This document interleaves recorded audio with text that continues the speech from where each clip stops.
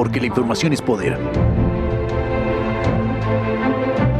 Usted tiene una cita todos los lunes y jueves para contrastar todas las opiniones. Todas las voces tienen eco en Cambiando de Tema con Karina Rocha y Julio Jiménez, los nuevos rostros de la información. Lunes y jueves, 14:30 horas, a través del diario 1+1.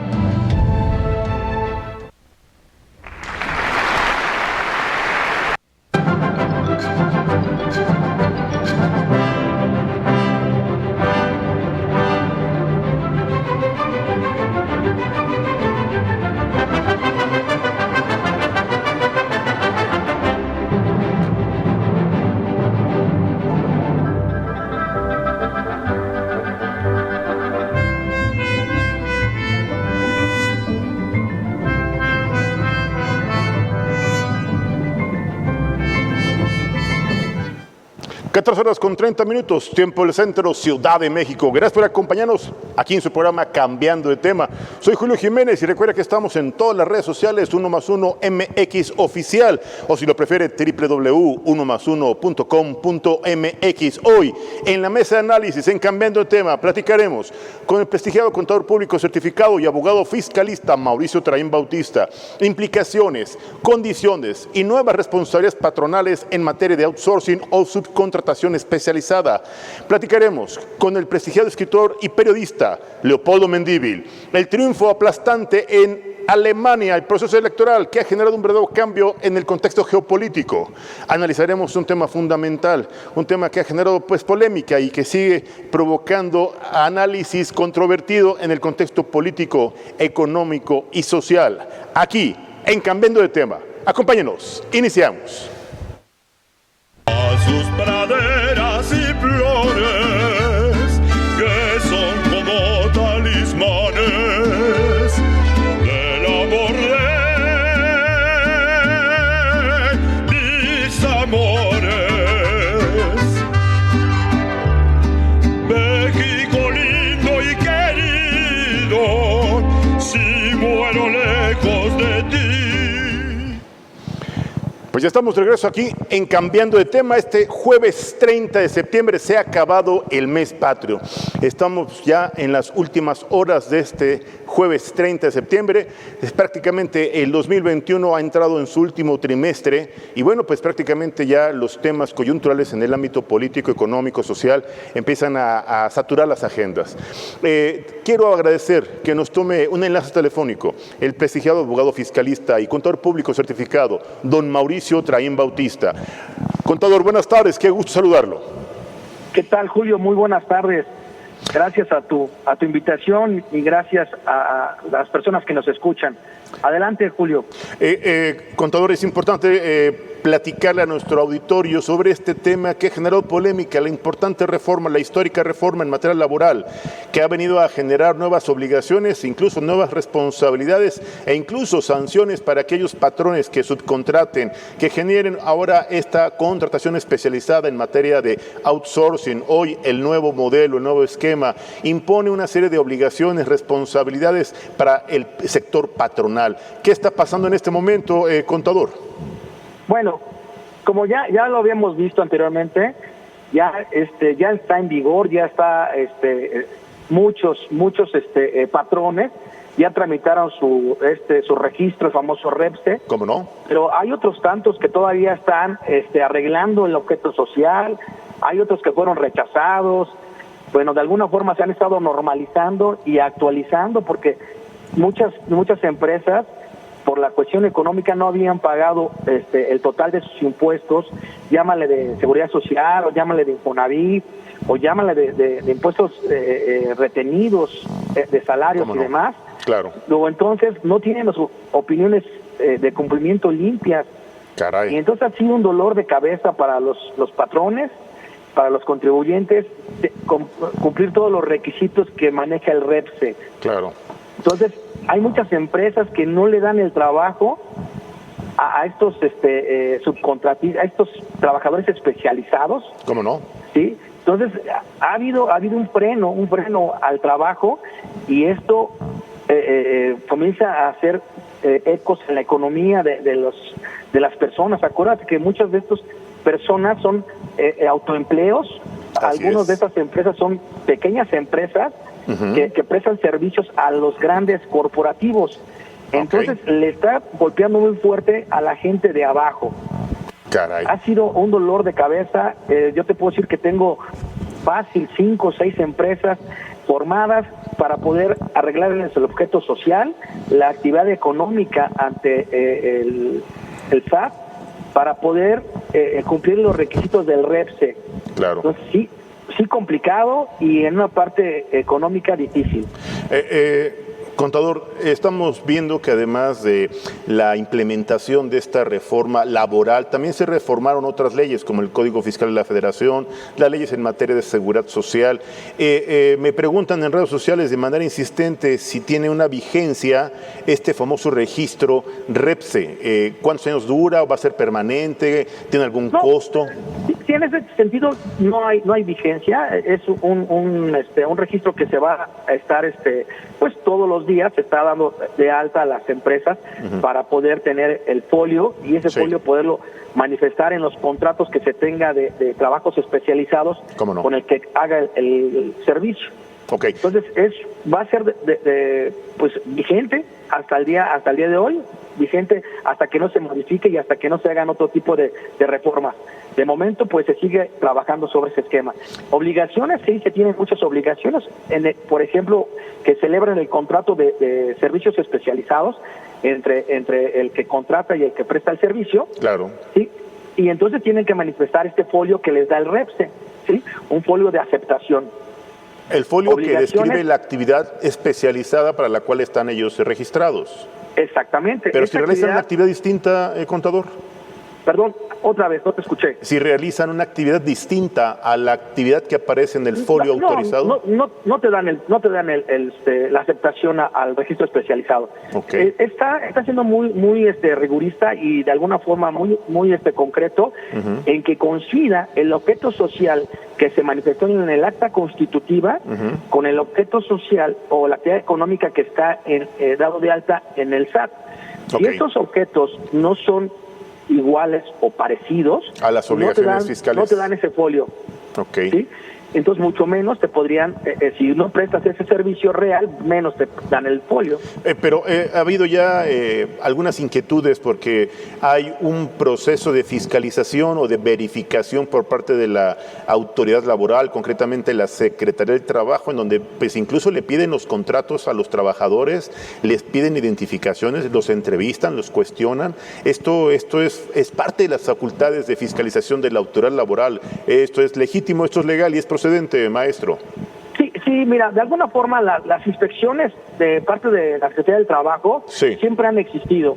Correcto. ¿Sí? De alguna forma las autoridades han ido avanzando para poder ir viendo que realmente el servicio que están prestando sea el que realmente se está manifestando en los diferentes actividades, ¿no? Por ejemplo, para el artículo del Código Fiscal de la Federación, el artículo 45 me habla de lo que es una actividad preponderante. En el objeto social de la compañía me manifiestan el objeto que debe de yo el servicio que voy a prestar o a lo que me voy a dedicar. Entonces, hoy sí lo están amalgamando para que esto funcione. Sí es un dolor de cabeza para el contribuyente, para el patrón que no tiene ahorita el trabajo porque no se lo están dando. Sí, ese es el tema. Pero, de alguna forma, nos tenemos que regular. Claro, claro. Contador, nos están cuestionando en redes sociales, nuestro importante auditorio, si nos podrías explicar qué está pasando con los bancos. Ya ahora el SAT, Hacienda va a estar generando estas facultades de fiscalización con respecto a los depósitos bancarios, los depósitos en efectivo. Se habla de un monto de 15,000 pesos, habrá que informar, habrá que enterar, habrá que determinarle este impuesto a cargo, o lo va a retener de manera oficiosa el banco. ¿Qué va a pasar en esta situación, Hay muchas dudas respecto a este nuevo proyecto de reforma para el próximo 2022. Así es. Sí, ya en algunos años atrás, 2008, sí que ya pasaron años. Sí. Hubo una reforma o un impuesto que era el IDE. El IDE. Sí, y todas estas cantidades que rebasaban 15,000 pesos en efectivo, en la institución financiera tenía la obligación de retener un porcentaje que se le enteraba al fisco y les daban una constancia de retención de impuestos. ¿Cómo no? Constancia de retención o el impuesto que se retenía lo podían acreditar. Esta es una situación diferente, porque meramente nada más lo único que están haciendo, están reformando el artículo 55 de la ley de impuesto a la renta.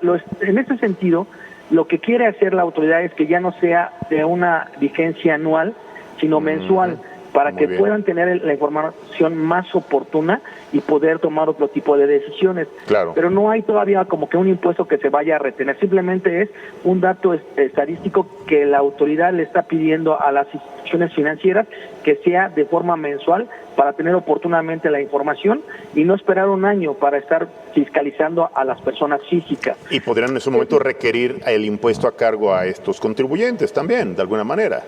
Sí, claro. ¿Qué sucede? Yo decía personas físicas, pero también son personas morales. Claro. Pero ¿qué sucede con este tipo de personas? No hablemos en este sentido de empresas, porque las empresas comúnmente están más reguladas y estos depósitos que caen en su cuenta bancaria, aunque sean depósitos en efectivo, comúnmente deben ir aparejadas con una factura para poder hacer la declaración de sus impuestos. A ver, maestro.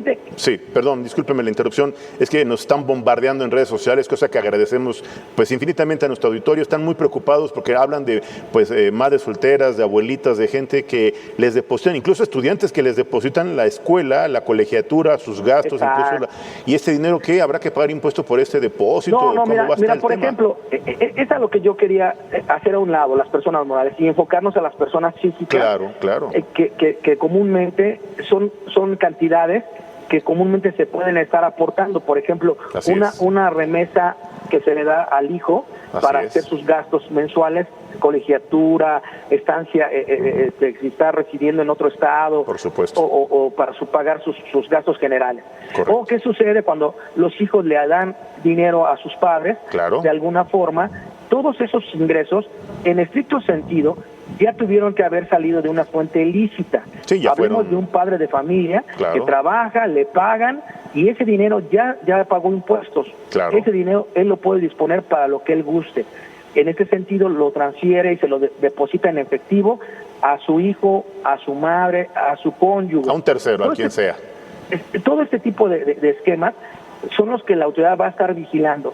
Si son de una fuente ilícita, no vamos a tener problemas. El problema va a ser para todas las personas que viven en la informalidad, que no han pagado impuestos de ese dinero que están depositando en efectivo. Bancarizando. Esos son los que van a tener problemas el día de mañana. Y se ha dado cuenta la autoridad que hay mucha gente que vive en esa economía informal, nada más el 50% de la población económicamente activa. Caray. Por eso van por ahí. Claro.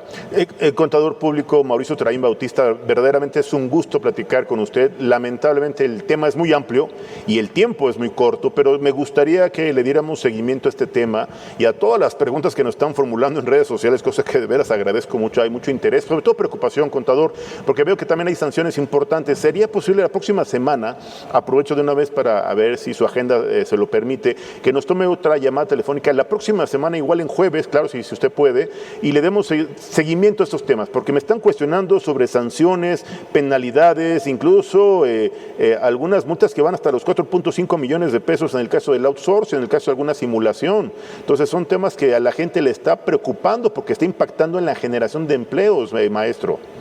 Sí, totalmente de acuerdo contigo. Sí, es un tema que da muchas horas de platicar. Con todo gusto, la próxima semana te tomo la llamada y bueno, aportamos lo que podemos hacer. No, y hay que estar pendiente porque ya estamos en la recta final también para que discutan y terminen de aprobar el paquete económico en la Cámara de Diputados, que lo tendrían que estar aprobando por ahí de mediados de octubre, principios de noviembre, ¿es correcto? Seguramente vienen temas muy relevantes, vienen muchas reformas, a ver cómo queda para el 2022. Y ojalá vengan beneficios verdaderamente para los contribuyentes, porque realmente hay mucha gente que no puede trabajar porque no tienen los permisos.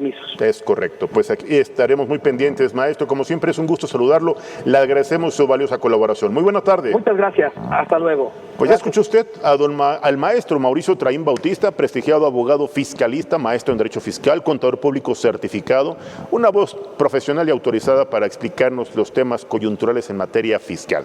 Quiero pasar a un tema internacional, geopolítico. Usted ha escuchado en las noticias que estábamos prácticamente en el proceso electoral allá en Alemania. Sí, Angela Merkel había concluido su proceso ya de gobierno, su periodo de gobierno, y habían entrado en un proceso electoral muy interesante.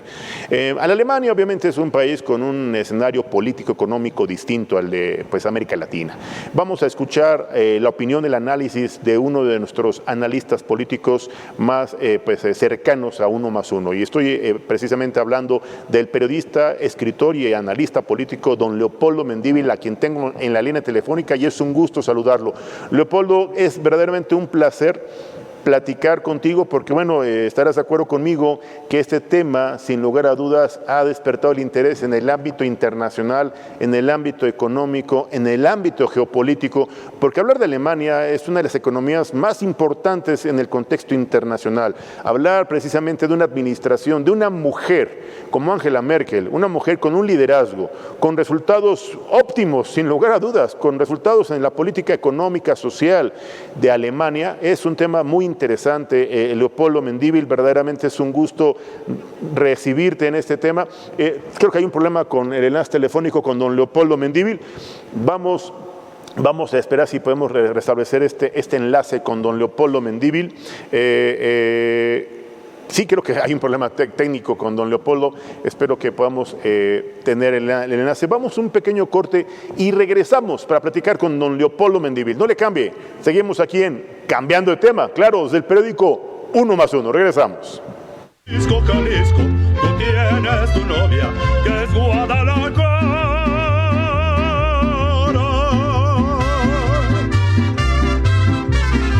Muchacha bonita, la perla más rara de todo Jalisco en mi Guadalajara.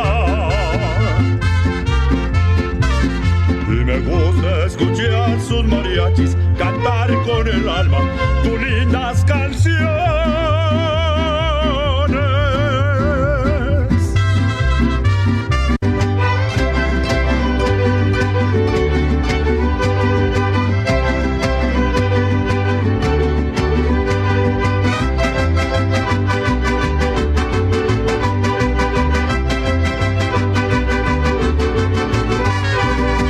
Esa minera que la quiero ver aquí con su rebozo de seda.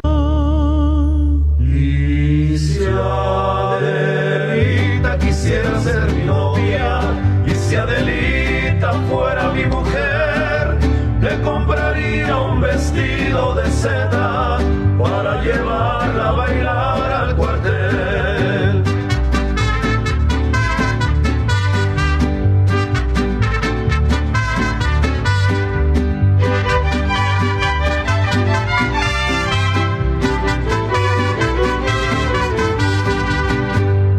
Y si acaso yo muero en la guerra y mi cadáver lo van a hacer pasión moría.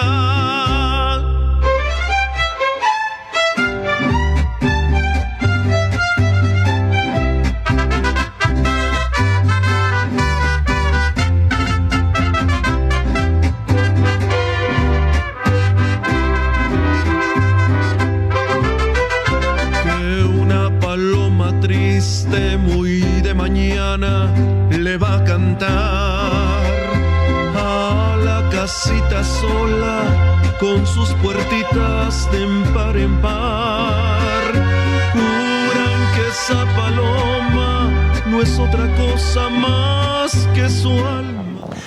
Pues estamos checando precisamente en redes sociales, felicitan al maestro Mauricio Tarain Bautista y nos formulan varias preguntas que con mucho gusto le vamos a hacer llegar al contador Mauricio Tarain Bautista, abogado fiscalista, maestro en Derecho Fiscal, experto, abogado público, contador público certificado por el SAT.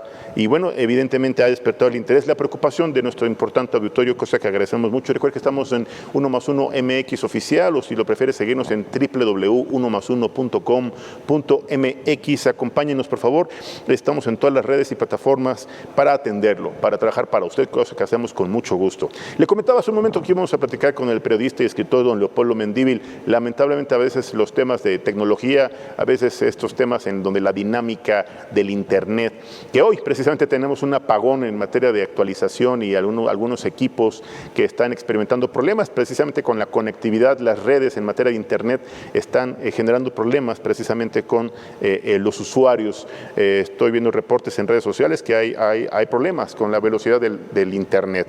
Sin embargo, le comentaba yo que en Alemania este proceso electoral que viene a generar un cambio importante, porque usted se imaginará que después de los muy buenos resultados en la administración, en ese periodo de gobierno de Angela Merkel, pues usted me va a decir, pues seguramente la propuesta, que además era uno de sus colaboradores más cercanos, incluso alguien que manejaba la política económica y financiera en Alemania, pues seguramente iba a ser un voto por la continuidad, un voto por la confianza, un voto por este ejemplo de gobierno, de tolerancia, de madurez, de responsabilidad, porque hablar de Angela Merkel en el contexto internacional, pues era la voz precisamente de la cordura, era la voz de la inteligencia, era la voz de una mujer, de liderazgo de una mujer poderosa, hay que decirlo como tiene que ser. La mujer en el contexto internacional, en el ámbito geopolítico, ha sabido ganarse un lugar que se ha ganado, por cierto, a pulso. Doña Angela Merkel, efectivamente, pues no hay quien pueda reclamarle, quien pueda en su momento exigirle cuentas o algún señalamiento, imputación, porque ha sido una mujer modesta, ha sido una mujer responsable, austera. Ella sí entiende lo que implica ser austero, no miserable. Austero, inteligente. Ella sí entiende lo que es la administración de los recursos. Ella sí entiende de la optimización de los recursos, aclaro. Ella sí entiende de la mejor aplicación de los recursos económicos, materiales y humanos. Y entonces hablar de Angela Merkel en Alemania, pues es un tema muy interesante que sin lugar a dudas viene a fortalecer el contexto de este frente en el grupo de los países, el grupo de los 7, en donde las economías más importantes, hablamos de Inglaterra, efectivamente, hablamos de Francia, hablamos obviamente de países como Alemania, que sin lugar a dudas pues son economías que están pues manteniendo yo diría el equilibrio, la gran capacidad económica mundial. La región euro, usted sabe bien cómo está este tema, digo, a pesar de Inglaterra, con el famoso Brexit, pero hablamos de Alemania, que sin lugar a dudas es un tema que vale la pena escucharlo siempre en la voz de especialistas. Le voy comentando que obviamente los escaños que están en juego, que fueron objeto de este proceso electoral, fueron 735 escaños en este Parlamento, que obviamente la mayoría, para tener esta mayoría calificada, el Parlamento del, fíjese, partido contrario al partido del gobierno de Angela Merkel, con 368 escaños necesarios para obtener la mayoría calificada.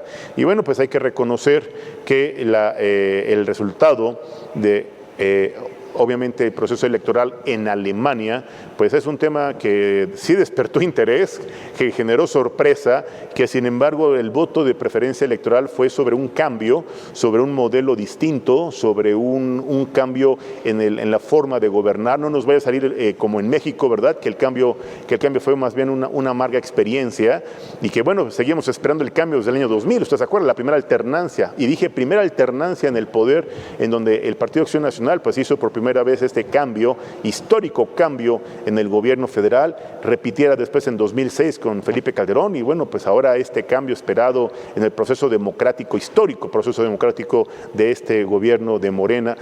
No es el tema que se vive en Alemania. Sin embargo, en México, pues usted sabe bien que en México los arrebatos, los intereses político-electorales, los debates siguen siendo una realidad. Y yo quiero agradecer a otro gran especialista, a otro hombre reconocido y respetado por su gran trayectoria en el análisis político-electoral. Y sí, estoy hablando del licenciado Luis Miguel Carriedo, a quien tengo el placer de saludar vía Zoom. Muy buenas tardes, ¿cómo estás, Luis Miguel? Qué gusto saludarte. Muy buenas tardes, Julio. Un gusto saludarte a ti y a tu auditorio. Gracias, Luis Miguel. Pues en redes sociales el tema generó polémica, ¿eh? La verdad, quiero decirte que la gente en el contexto de este nuevo grupo parlamentario, porque quiero platicar contigo 3 temas, ¿eh? La agenda de la reforma política electoral, la revocación de mandato, pero este tema que hoy ha generado los últimos días, pues mucho debate. Si es legal, si es constitucional, si es correcto, la creación de un nuevo grupo parlamentario. 5 senadores que llegan bajo este proceso de pues la partidocracia como en este país se maneja, pero que después se arrepienten de sus compromisos o se niegan a sus obligaciones partidistas, porque obviamente hay línea política en cada uno de los partidos, y hoy deciden integrar un nuevo grupo parlamentario. Esto abona a la democracia, esto fortalece a las instituciones democráticas, esto verdaderamente es un acto de representación del pueblo, o es un negocio más bien de interés político económico, como un mecanismo de, no me cumples mi capricho, me voy con el nuevo grupo parlamentario, ya no te aprobamos tu reforma político-electoral, porque bueno, hay mayorías que pesan en el Congreso, Luis Miguel. Bueno, pones muchos temas sobre la mesa que tienen un común denominador y es, hay complejidad en este debate, hay varios ángulos y vamos a entrarle, si te parece, por el centro. Lo primero, dices, ¿tiene representatividad la creación de un grupo parlamentario? Perdón. Sí. Por supuesto que pues un grupo parlamentario debe reflejar a un partido político que fue electo y que tiene obviamente una plataforma que se ofrece a las y los electores, que obviamente las y los candidatos que son postulados por ese partido político, pues uno asume, una persona que vamos a las urnas y votamos, que representan esa agenda, ese ideario que le llama, incluso la ley lo define como las plataformas electorales, que hay todo un debate para registrarlas ante la autoridad electoral, hay documentos básicos. Lo que quiero decir es, votas por, vamos a decirlo así, por una línea de izquierda, y ya cuando llegan al cargo, dicen, no, yo soy libre de cambiarme, pero no dejo la senaduría o no dejo la diputación y me voy a la derecha. Y eso es legalmente posible, pero es un fraude a las y los electores llegar a una curul o a un escaño por un ideario de un partido político y cambiarte al otro, contra el que competiste en las urnas, pero ya cuando tienes el cargo. Ahora, esto es normal, es habitual, no viola la ley, para decirle al auditorio cómo funciona. Es posible que alguien llega por un partido y que ya estando en el Congreso dice, ya en este momento no me identifico con ese partido y me declaro independiente o incluso me voy a otro partido. Bueno, ese es un primer debate, le llaman mucho los chapulines y demás. Pasa en todos los partidos, en algunos por estrategia, por ejemplo, que diputados del Verde se pasaron a Morena, son aliados en este momento esos dos partidos, pero se cambian para el tema de las mayorías o para ganar posiciones en la Cámara, que si les toca la mesa directiva o espacios en la Junta, en los órganos de gobierno internos. Hay como este juego de matemática ya en la Cámara, ya las urnas las dejan atrás y en la Cámara cambian de color o de alineación. Pero hay otros casos que son más graves para lo que tú señalabas, la representatividad. Claro. Llegan, caso Lili Téllez, por ejemplo. Lili Téllez llegó por Morena, o ahora Germán Martínez llegó por Morena, que él había sido presidente del PAN, panista de toda la vida. Bueno, llegó por Morena. Uno entiende como elector que estás votando por él como candidato, pues dice yo voy por Morena, caso Lili Téllez. Y Lili Téllez después se peleó con Morena y se fue al PAN. Claro. Entonces, el tema es que tienen el escaño por un partido político. Yo no digo que se la deban o tengan que alinear todos sus puntos de vista, su individualidad como candidatos, como personas al partido. Pero ya entramos al otro tema. ¿Cuál es la representatividad que tienen? Bueno, pues sí tienen una representatividad porque finalmente se votó por ellos, claro, pero por una sigla de partido. Nada más que ya inventar una especie de partido paralelo que no fue votado en las urnas, que no tiene un ideario común respaldado. Ese ideario de este grupo novedoso, pues sí me parece que es un mecanismo no saludable, no por descalificar la oportunidad que tienen legisladores de coincidir, dicen ellos, somos un grupo plural, pero lo que quieren es que les sea reconocido como si fuesen una bancada, Y por lo tanto, eso, fíjate nada más la gravedad de interpretar que eso es posible, y técnicamente implicaría que cada 5 legisladores que se pongan de acuerdo podrían tener un grupo. Y aquí sí hay un debate. Sí tienen derecho a juntarse 5, Claro. 6, 10 o 20 legisladores. Así es. Incluso, así como hace algunos años hacían que el grupo San Ángel, que el grupo... Pues se pueden juntar y tener incluso... Pero que no nos pues, cueste, Luis Miguel, que no nos cueste a los mexicanos, que no nos cueste presupuesto, porque lo que quieren también es prerrogativas presupuestales, como todo buen grupo parlamentario, ¿no?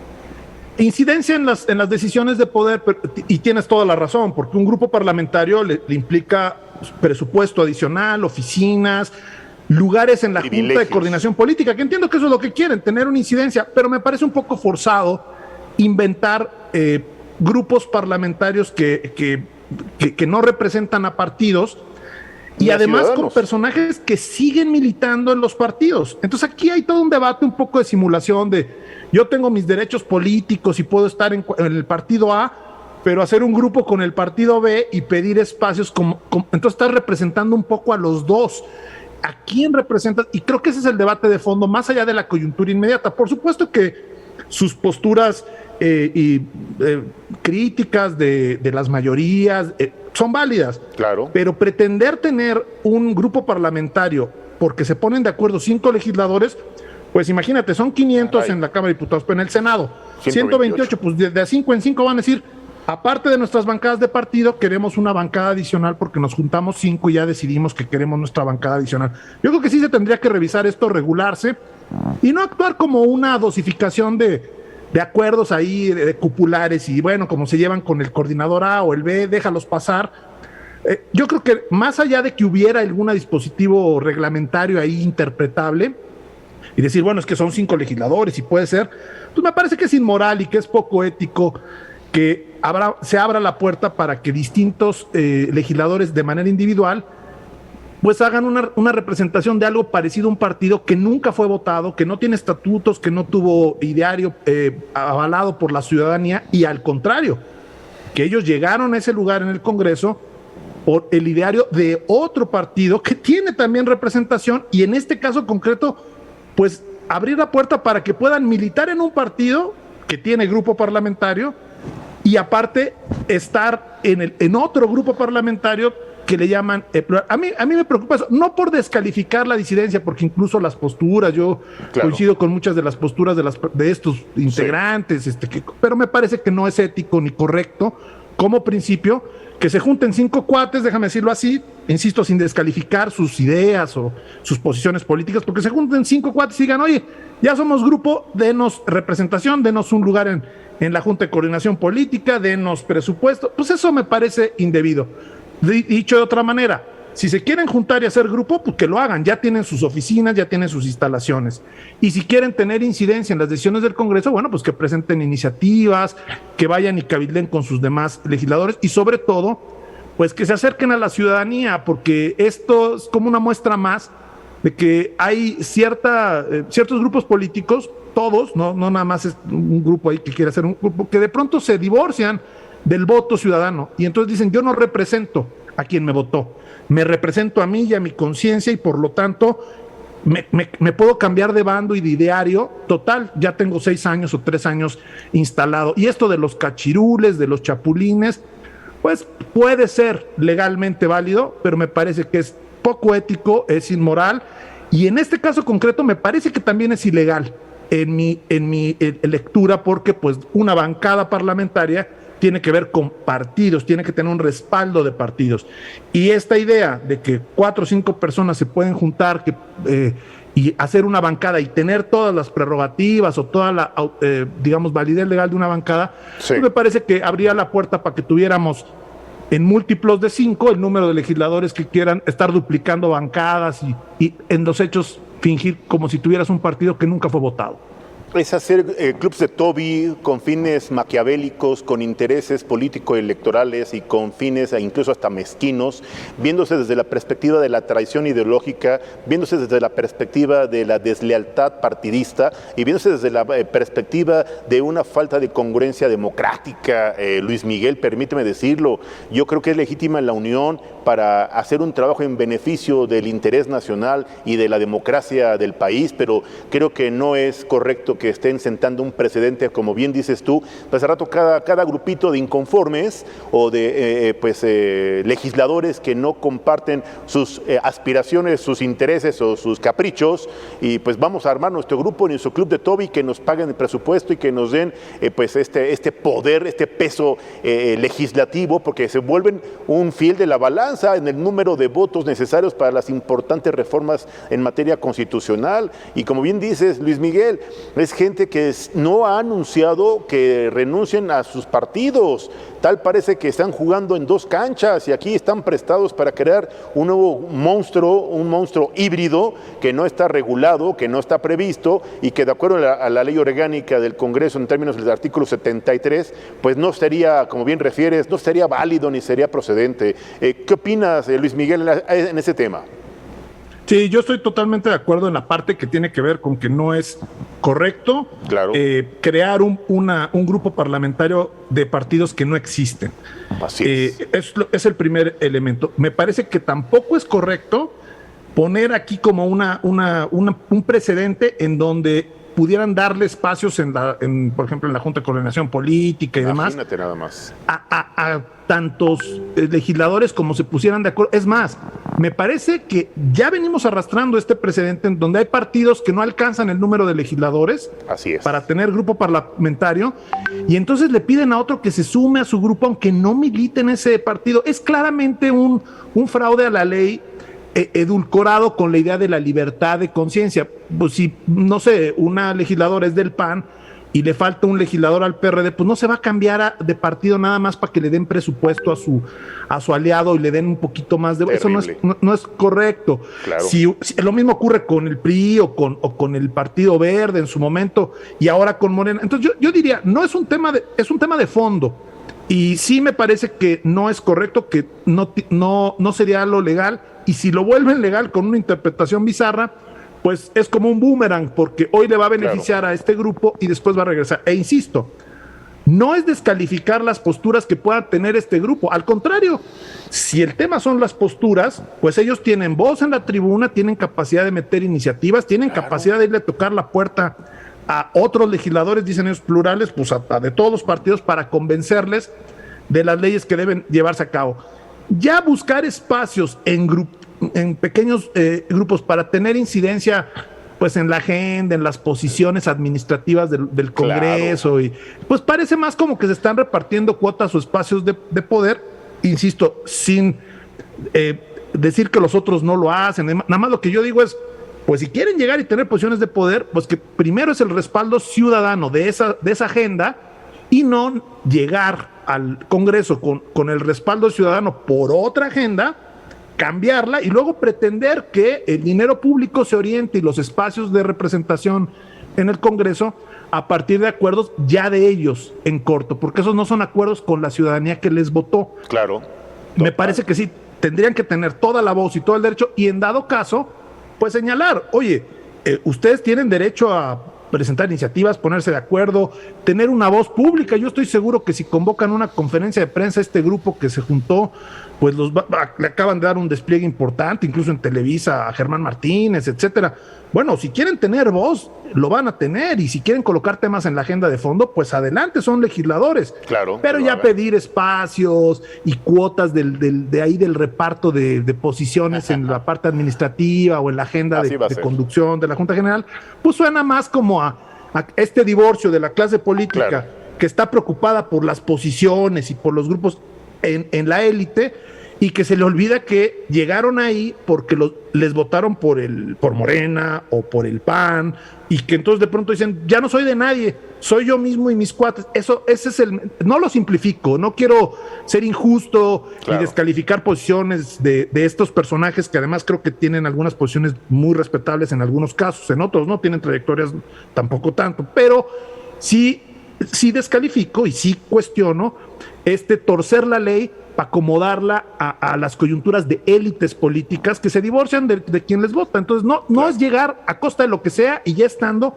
a ver cómo nos acomodamos para seguir en el reciclaje de clase política. Creo que eso le hace un poco de daño independientemente de quién lo tome. Siempre uno va a tender, los analistas o quienes estamos, a tampoco plegarse a los poderosos y a los que tienen mayorías y escuchar un poco a las minorías, pero en este caso, pues tampoco son personas que no tengan voz, que estén indefensos, marginados, tienen trayectorias y mucho poder. Claro. Y el precedente que generarían, pues Muy sería negativo. un boomerang que después lo van a estar criticando Así ellos es. mismos. Por eso me parece que es ilegal, que es indebido y que no deberíamos generar representaciones artificiales. Estériles, claro que si sí. no hay partido, no hay grupo parlamentario. Así de simple, ese sería mi razonamiento respetuoso. Si no hay partido, no hay documentos, no hay ideario que haya votado la gente, pues no hay bancada parlamentaria de partidos que no existen. Por supuesto. Luis Miguel, siempre es un gusto platicar contigo. Lamentablemente el tiempo en televisión es vertiginoso. Oye, próxima semana, de una vez hacemos el compromiso, revocación de mandato. Porque Sí, viene perfecto. antes de que se pongan de acuerdo para la discusión. Ya por ahí hay voces de legisladores que dicen que se van a esperar hasta después de marzo de 2022 para pues, empezar la discusión de la reforma constitucional en materia político-electoral. Y bueno, habrá que ver todavía que estamos dentro de los términos para la convocatoria de la revocación de mandato. Pero lo platicamos la próxima semana. ¿Qué te parece, Luis Miguel? Con todo gusto, Julio. Yo, las veces que ustedes necesiten, yo estoy siempre muy pendiente de su espacio. Muchísimas gracias. Luis Miguel Carriedo, prestigiado analista político, reconocido experto en temas político-electorales, aquí en 1+1. Te mandamos un fuerte abrazo. Cuídate mucho. Excelente Un tarde. abrazo para ustedes. Gracias. Pues, ¿qué le parece? Ya escuchó usted el análisis, la opinión, el comentario de otra voz autorizada, de un especialista en temas político-electorales. Y le quiero decir algo.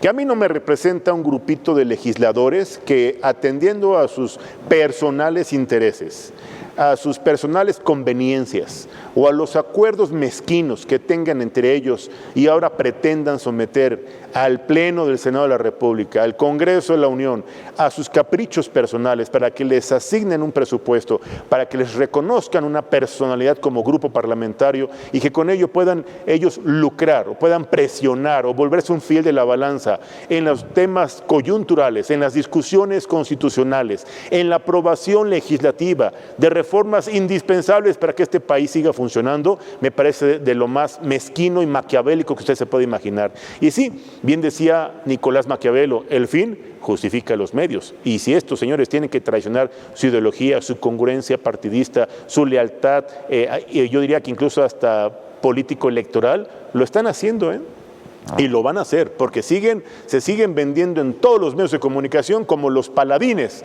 de una verdadera democracia representativa. Y eso no es cierto. Pero bueno, ahora sí espero que tengamos este enlace con don Leopoldo Mendívil, pues para platicar sobre este tema que bueno, obviamente sigue generando preocupación, polémica. Quiero compartirle que, obviamente, en Alemania, usted sabe que desde el 2005, doña Angela Merkel, pues es pues la primer ministra, obviamente, en Alemania.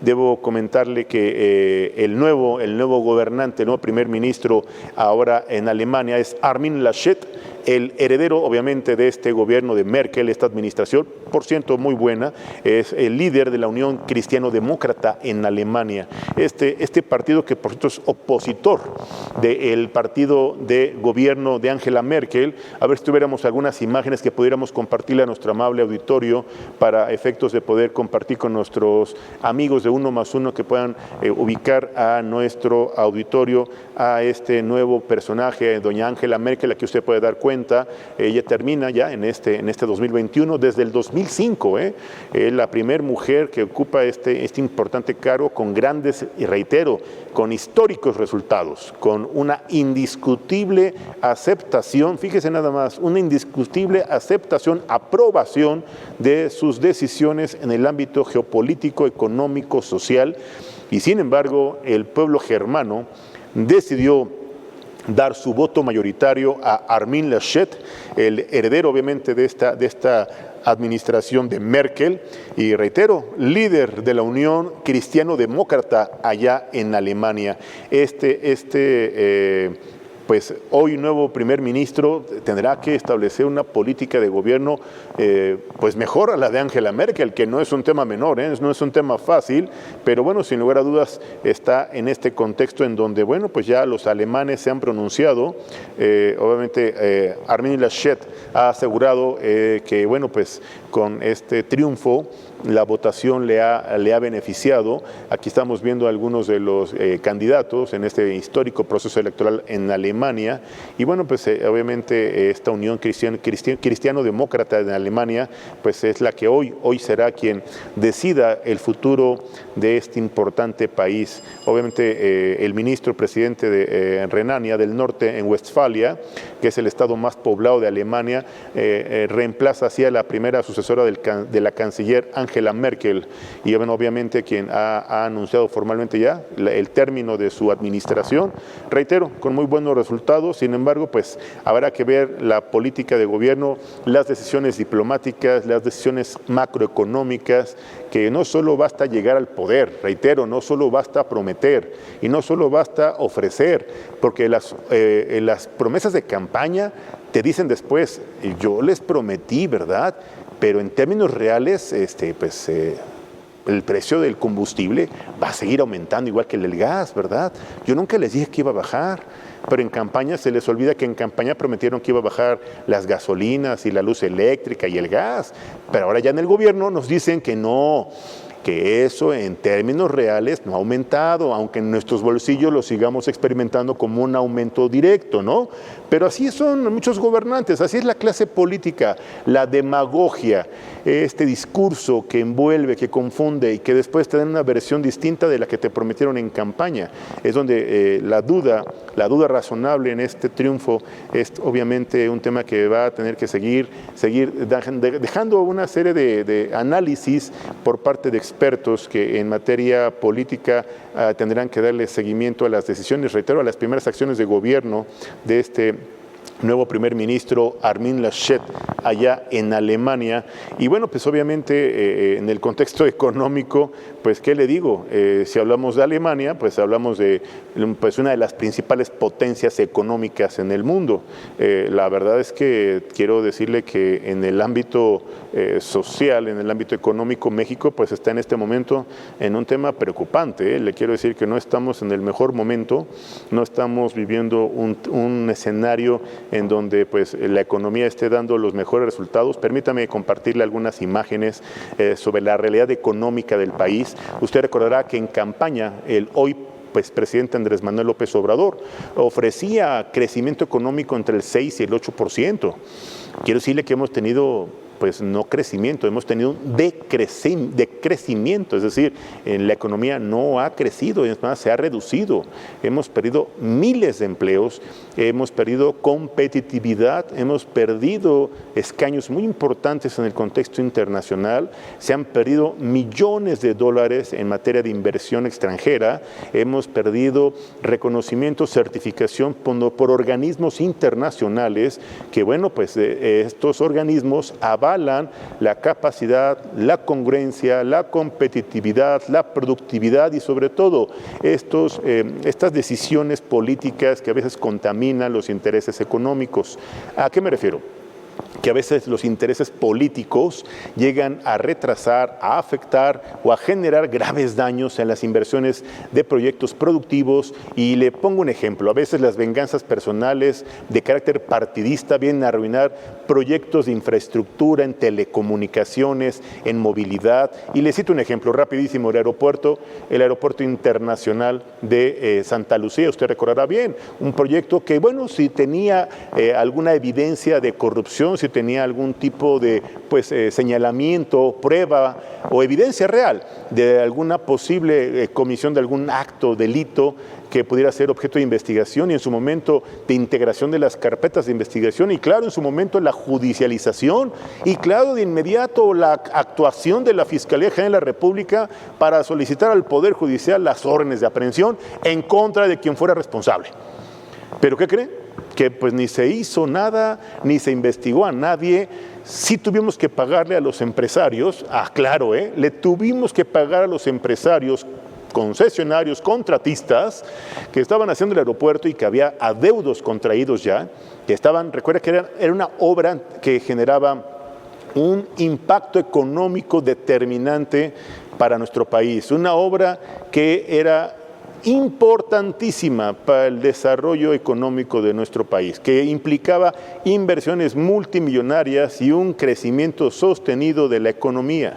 Sí, el aeropuerto de Texcoco, estoy refiriéndome al Aeropuerto Internacional de Texcoco, el desaparecido Aeropuerto Internacional de Texcoco. Esa decisión política le costó a los mexicanos y nos sigue costando. Y luego la imposición personal, el interés personal de desarrollar en una pequeña base aérea que geográficamente es complicada para el nivel de operaciones internacionales de líneas que tienen que aterrizar y despegar constantemente 24/7, 365 días, bajo condiciones de clima, bajo condiciones de manejo de viento, bajo condiciones de ubicación geográfica, ruta de despegue, ruta de aterrizaje y sobre todo lo que impacta es la ubicación y lo que tiene a su alrededor cerros y montañas. Y bueno, pues obviamente la altura de este nuevo aeropuerto en Santa Lucía no es el mejor ni es el óptimo para desarrollar un proyecto de un aeropuerto internacional. Sin embargo, los intereses de gobierno, los intereses personales, reitero, para generar este proyecto ya son una realidad y ahí están otra vez desarrollándose miles de millones de pesos de los mexicanos en un proyecto que al día de hoy, permítame decirlo, yo no he visto el aval internacional, el dictamen de viabilidad de empresas de líneas aéreas internacionales que reconozcan las condiciones de operación, las garantías de seguridad para los usuarios y sobre todo para la operación de sus aviones. Yo no sé, no han hecho público el plan maestro de movilidad, de obviamente las vialidades, la conectividad, no he visto un plan maestro de urbanización, no he visto un plan maestro de servicios y sí he visto que han desarrollado hacer pistas de aterrizaje y hacer instalaciones, en manos del ejército, en manos de ingenieros militares, esto es relativamente fácil. Con todo el apoyo del gobierno, con la infraestructura y con la mano de obra, se cuenta y lo están haciendo finalmente.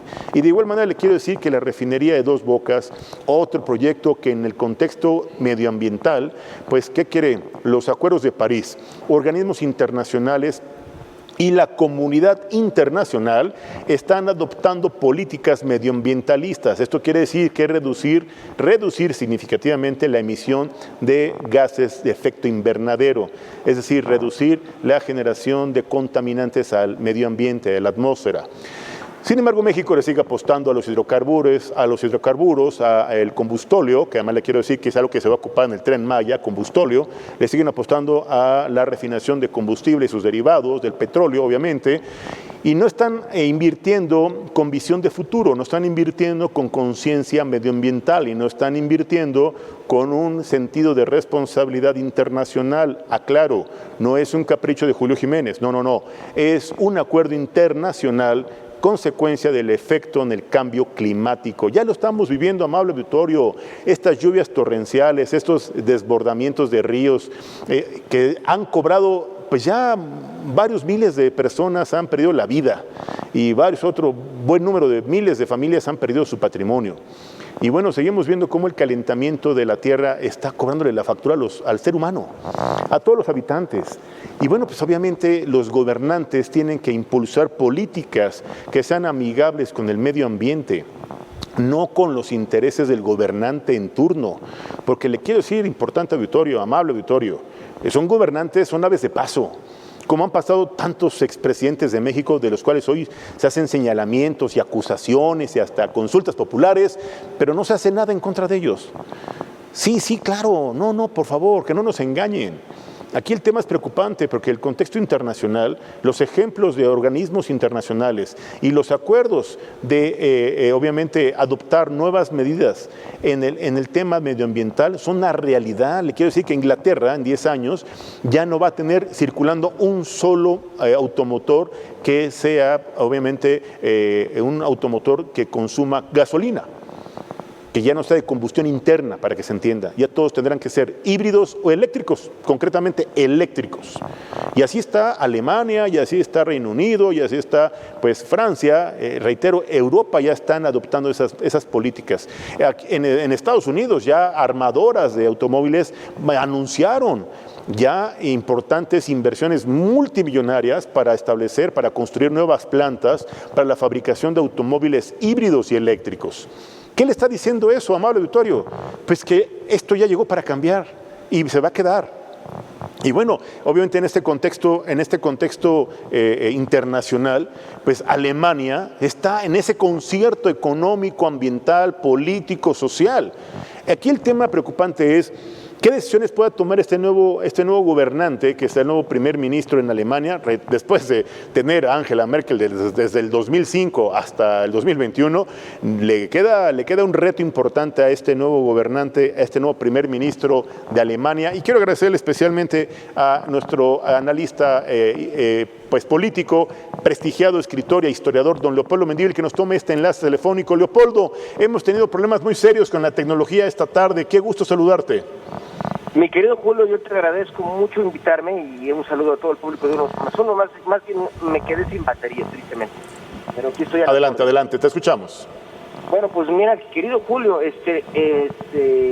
pues es interesante este cambio. En realidad es más cosmético de lo que uno puede imaginar, porque los dos partidos que quedaron en la delantera, uno es el partido de la casi ex canciller Angela Merkel, claro, que es el partido demócrata cristiano, y el otro es el partido centro-izquierda, ¿no? Que básicamente quedaron empatados con 25% prácticamente los dos, con una diferencia mínima, ¿no? De 6.6%. Entonces, pero lo que sí es cierto es que muestra que de alguna manera en Europa está empezando un giro ligero hacia la izquierda. Y aquí lo interesante es que, por ejemplo, este hombre que se llama Olaf Scholz, el quien será seguramente el nuevo canciller, como acabas de comentar, querido Julio, que este hombre se ha caracterizado por ser de izquierda, pero de una izquierda alemana, una izquierda europea que no es radical. Y para dar un ejemplo de lo que él piensa, por ejemplo, él es un hombre que trabajó con el canciller Gerhard Schröder, que es un importantísimo ejemplo de canciller alemán de izquierda, pero de izquierda alemana, que es muy diferente a la izquierda latinoamericana y por ejemplo, mexicana. Por ejemplo, el propio Olaf Scholz acaba de decir ayer, cuando le preguntaron, oye, ¿usted va a hacer un rompimiento? ¿Va a hacer que todo esto se vaya al otro extremo de lo que había hecho la señora Merkel? Y él dijo, no, nosotros somos Alemania, o sea, aquí se hace un gobierno de coalición, y es un concepto muy interesante, queridísimo Julio, porque aquí en México no sabemos hacer eso. O sea, en Europa la costumbre es que los gobiernos sean de coalición.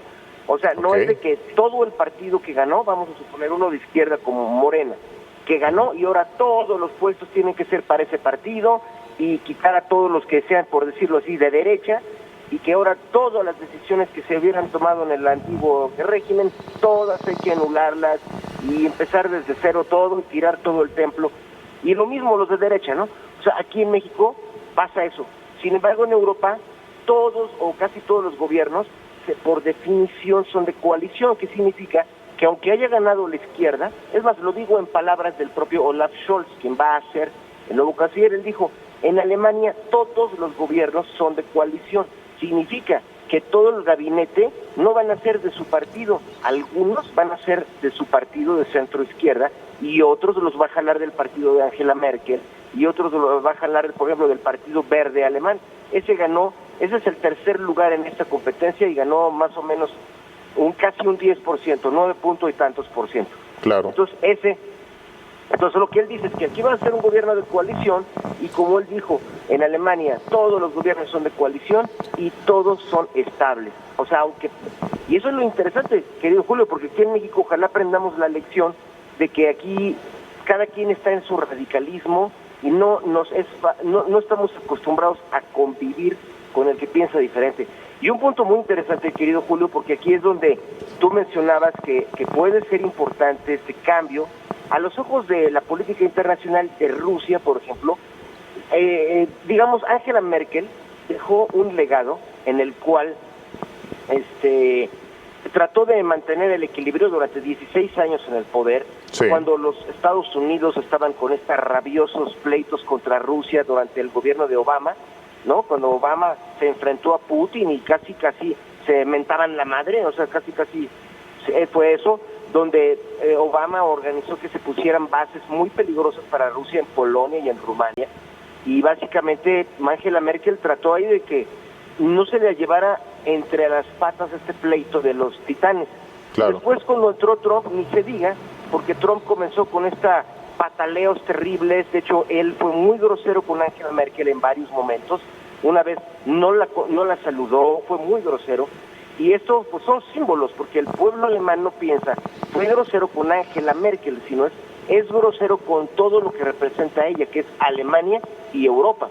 Y entonces, pues básicamente ella tuvo que soportar todos esos desplantes, y ella se fue inclinando un poquito hacia Rusia. El mejor ejemplo de esto es la línea de gas llamado Nord Stream 2, o digamos la corriente del norte.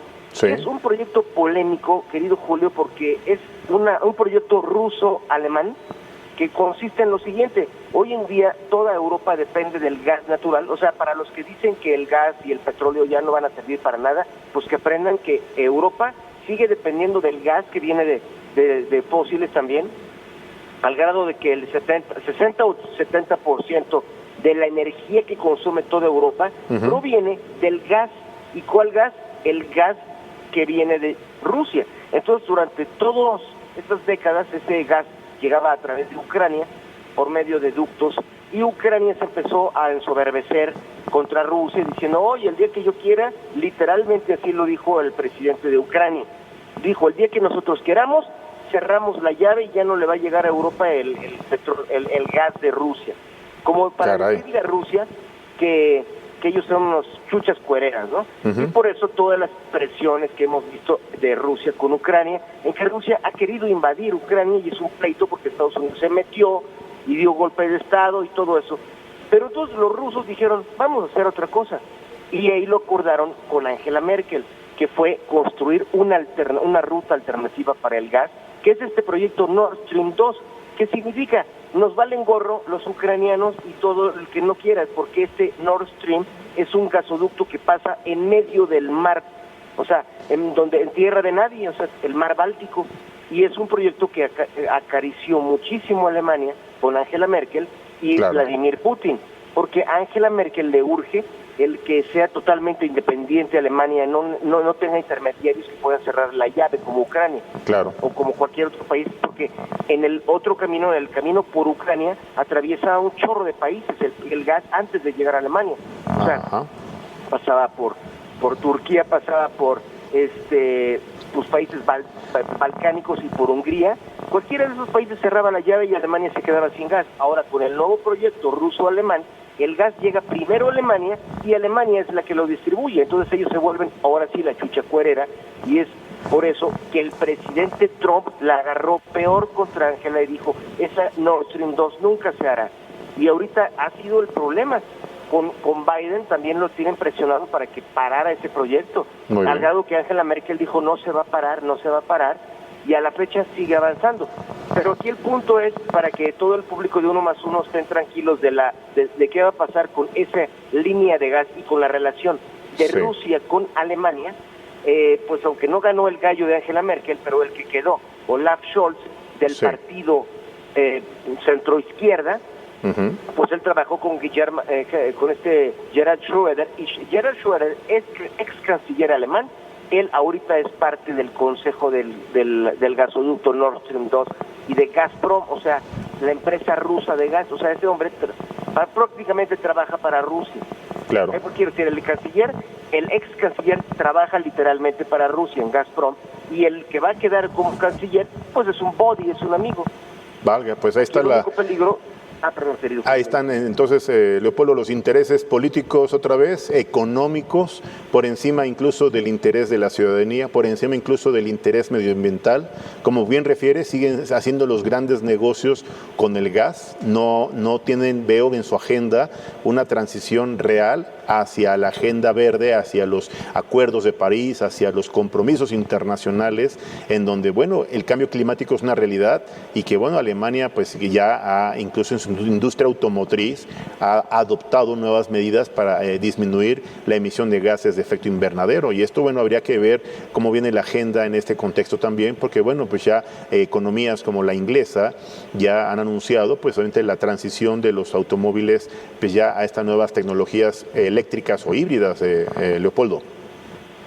Pues, querido Julio, es un tema interesantísimo. Yo te comparto que en el libro de Secreto Pemex, que hace poco platicamos, el libro de Secreto Pemex de un servidor, ahí se abordó mucho ese tema, querido Julio, porque es verdad que Europa está migrando a las energías limpias, pero hay un punto que no están diciéndole al mundo, que es que en los autos eléctricos existe un embudo que es infranqueable.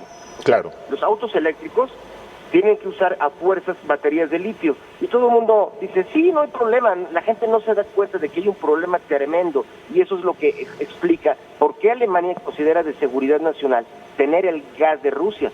Porque simplemente los autos eléctricos no alcanza el litio que hay en el planeta Tierra para sustituir todos los autos que existen en el mundo, o los vehículos. Es decir, hay una parte, digamos, escondida en todo esto de las energías limpias, aunque todas las queremos. Yo soy de Greenpeace, ¿no? Pero aunque todas las queremos, hay una parte que no se le ha dicho a la gente, está en el libro Secreto Pemex, pero, y no es por defender a la industria del petróleo, pero es para decir que esta migración tan rápida que quieren nos va a llevar a un embotellamiento terrible, porque las reservas de litio se van a acabar antes de lo que podemos imaginar, y hay quienes pronostican que para el año de 2050, 2060 se va a acabar el litio con el cual se hacen las baterías, que no solo se necesitaría para las baterías de carros o de celulares, sino además, si ya no hay petróleo, pues donde se va a almacenar la energía de presas, de los campos solares, de energía eólica, se requeriría a fuerzas baterías de algún género, que todas tendrían que usar litio. Pues el litio va a ser el embudo donde se va a estrangular la humanidad dentro de unas cuantas décadas, querido Julio. Claro. Pues, ¿qué te parece que platicamos ese tema sobre el Secreto Pemex la próxima semana, Leopoldo?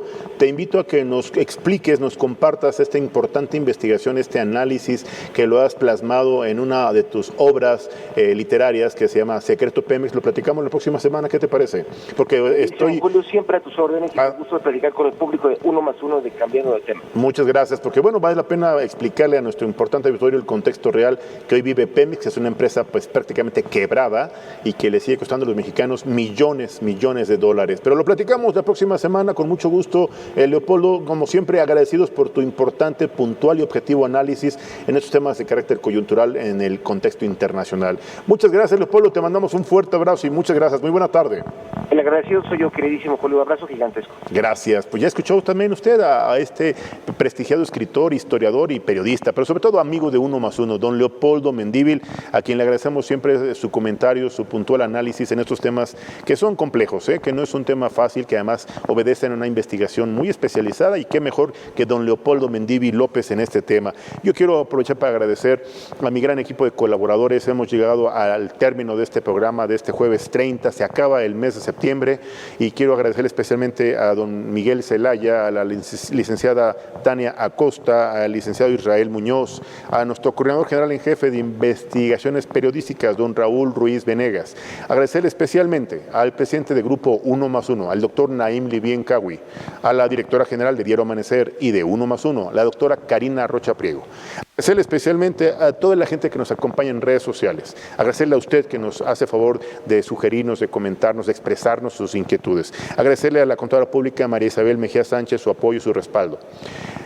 Quiero hacer un público reconocimiento a todo el equipo que hace posible que este proyecto Cambiando de Tema sea una realidad. y lo hacemos con mucho gusto para ponerlo a su disposición, someterlo a su amable consideración para que todos los días nos acompañe a seguir cambiando de tema. Le deseo una excelente tarde. Soy Julio Jiménez y lo invito para que mañana en punto de las 14:30 horas nos acompañe aquí en el periódico 1+1. Ya sabe, estamos como siempre cambiando de tema. Cuídese mucho. Muy buena tarde. Seguimos con temas de pandemia.